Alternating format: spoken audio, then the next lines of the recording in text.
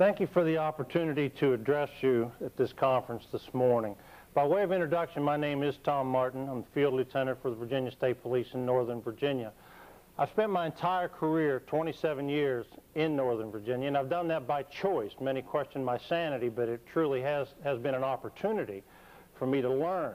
Northern Virginia being the second most congested highways in the United States, and having experienced that over the last 27 years, it's given me an opportunity to interact with a tremendous amount of talent and a tremendous amount of dedication to help keep the highways open.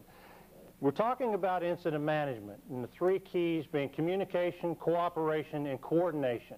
Keeping with that theme, and all the people that I have met throughout my career, I wanted to bring with me today a panel of speakers. Before I introduce the panel of speakers, I would like to just address this group briefly. We're here at this conference for a number of reasons. Some folks are here because you were told to be here. Some were here because it's better than being someplace else. But regardless of the reason that you're here, I think this is an opportunity for us to open our minds and open our hearts to the other players that are involved that we interact with every day. So the panel that I'll bring forth today, we've asked each individual person to identify themselves, state the reason that they're at this conference, state what they hope to learn from this conference, and just give a brief outline of what their responsibility is at the scene of a highway incident. So as I bring forth each panel member, that's basically the way that the process will flow.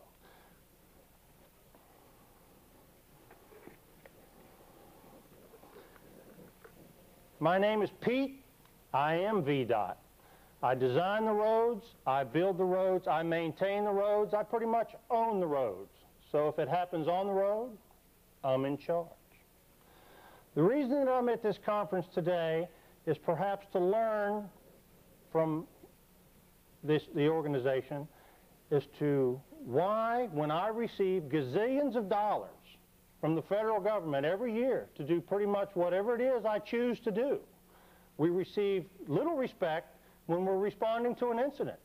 What I would like to have happen is emergency legislation putting red lights and sirens on my yellow trucks.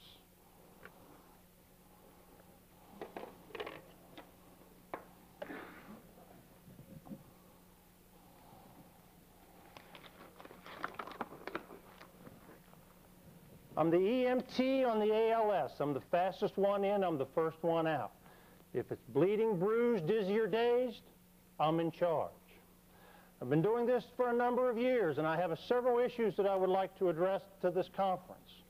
One being why, when I respond to an accident scene, I've extricated my patient, I have them tied to a backboard, I have the IVs started and the ringers lactated. As soon as I'm ready to load that patient, I'm approached by a trooper who asks my patient, "May I see your driver's license and registration card, please?"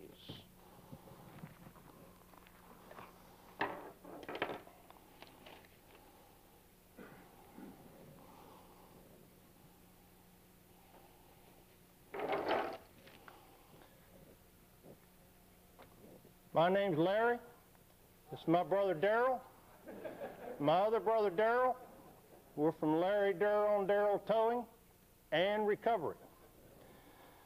We've come to this conference for a number of reasons, but first to say that the incidents that happen on the highways don't get cleared until my records clear it. I guess that pretty much makes me in charge. A number of issues need to be addressed when we're dealing with the towing community. First, what I'd like to learn from the participants of this conference is why is it we talk a lot about public-private partnership, and I'm pretty much the only private parts of this public-private partnership. I'm the one that has to pay for my wreckers, which cost as much as fire trucks. I'm the one that has to pay for the drivers to be on standby whether they're used or not. I'm the one that has to pay for all the insurance that the private sector has to pay for their employees. The question comes as to why, if I'm the private part of this public-private partnership, am I the last one called, told what equipment to bring instead of what the problem is? Why, if excuse me, being the last one called, I'm criticized for when I get there late, and the first call that I get when I get back to my shop is why I have charged so much.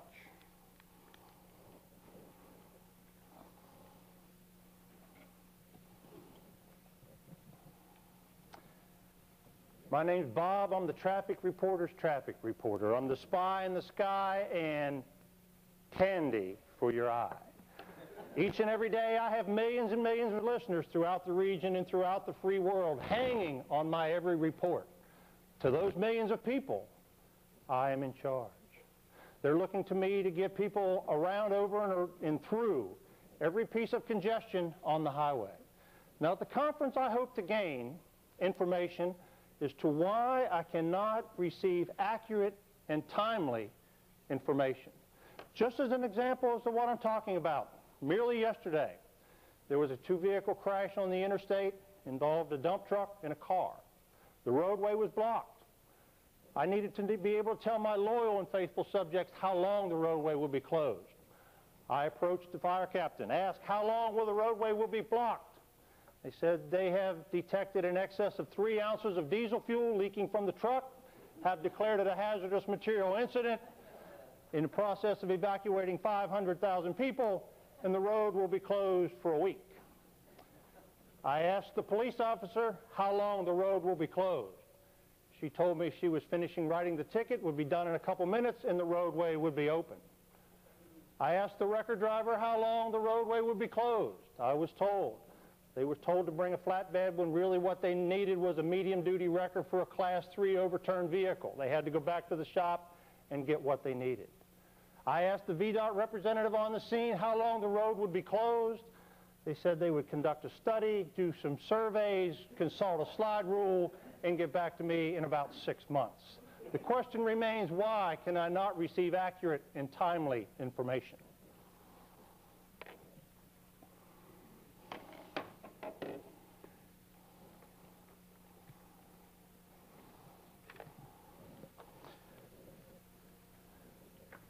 My name's Jerry. I am the fire chief, and I am in charge.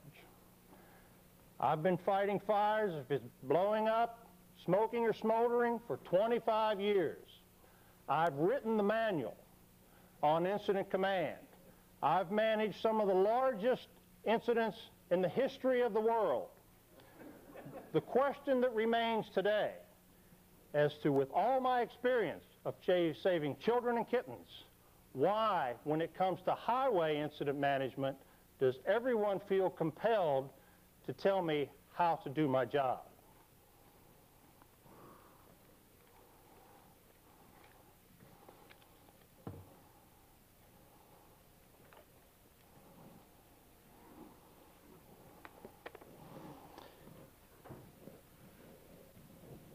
My name is Trooper Badass, and I have a number of issues. First of all, everyone professes to be in charge.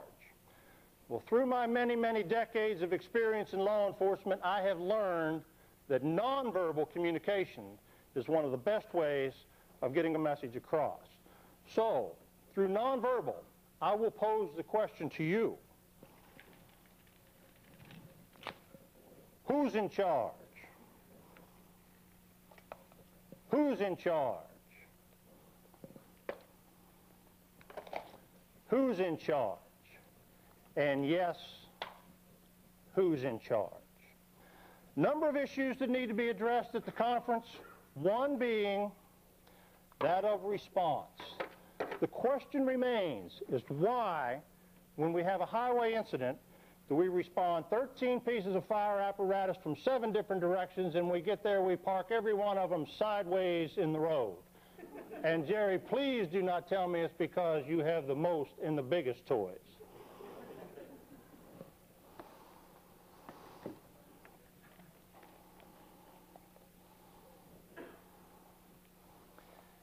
My name's Rob, and I'm the commuter. I've got my cup, I've got my razor, I've got my paper, and yes, I have my cell phone. In keeping with AAA responsibilities of the responsible driver, we do operate hands-free.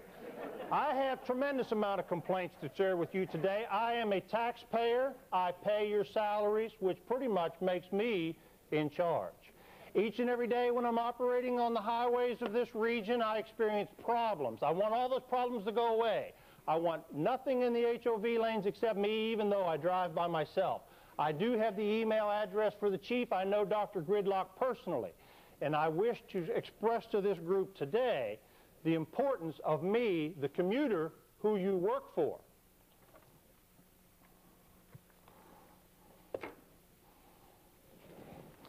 My name is Gary. I'm your congressman. Each and every one of you is in charge. I appreciate the job you do. I experience the problems you face out there every day. Believe me, I feel your pain. I want you to know that I'll do everything in the world that I can do for you. If I'm reelected, the budget will be no problem. You'll have everything that you have. I am running for reelection, and also I am looking for a new intern. If anyone is interested, please attach a photograph with the application.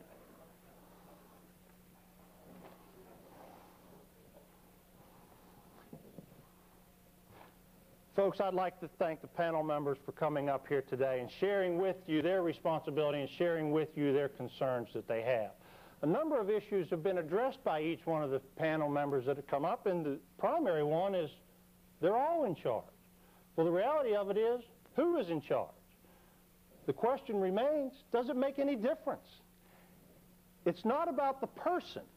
It's about nothing more than the hats. It's all about hats. It's not about the individual. It's not about the rank. It's not about anything other than the hat that you wear.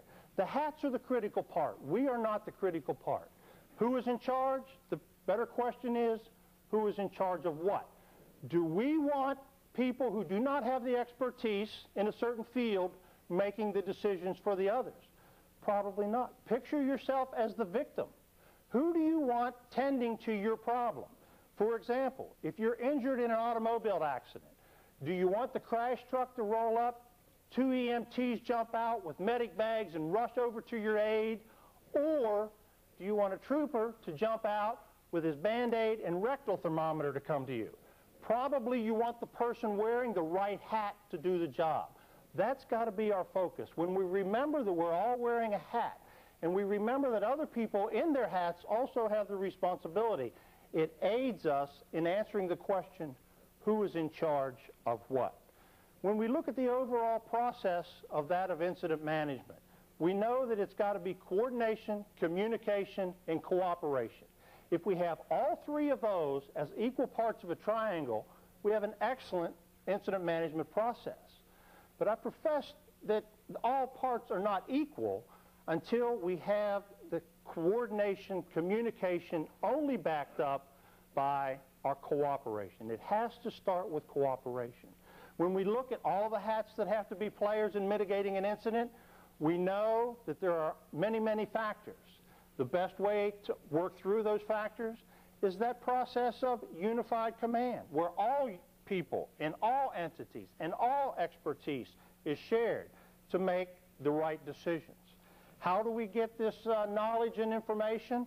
Well, there's certainly many, many manuals, many documents that's provided. Certainly from the National Fire Academy, many incident management, incident command, and unified command classes are offered. The incident command structure itself, the manual, provides much, much information. Incident management by the American Federation of Trucking. Trucking Association is very They're very interested in how we manage our incidents. The I-95 Corridor Coalition provides us with incident management response and incident management information. The International Association of Chiefs of Police provide us with a document for training on unified command for law enforcement. But there's many, many other books that provide us the information we need. But over the years, I've found that there is one book, one incident management manual that's critical for all of us to follow, and that is this one.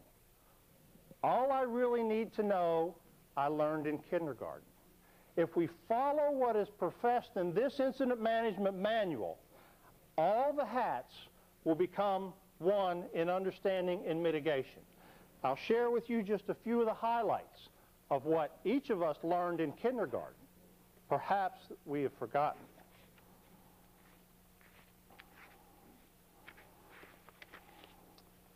The first rule we learned in kindergarten, share everything. Do we share everything? No. We're adults. We don't share anything.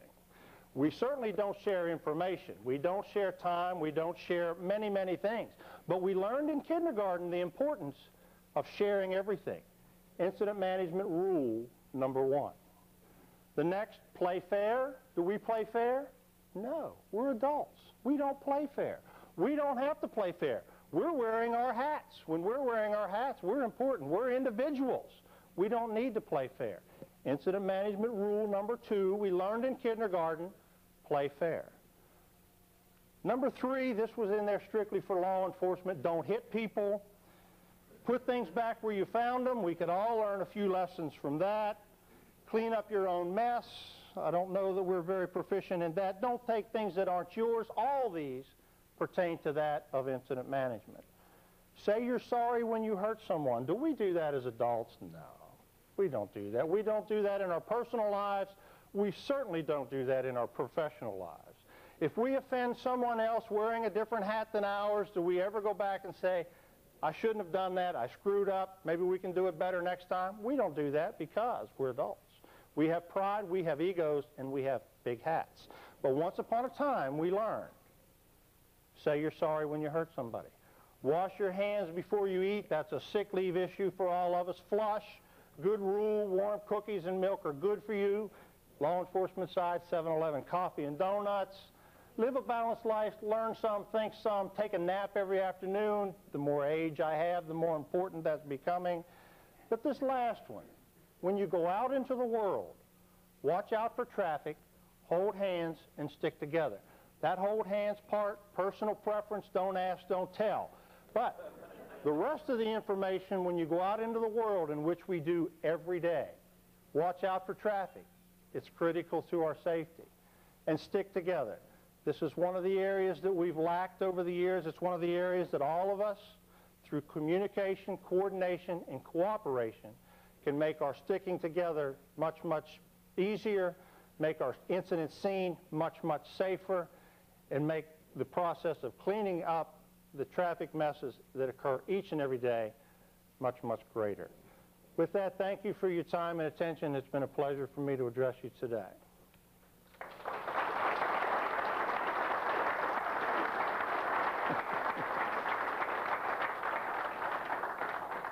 And Jerry put me up to this.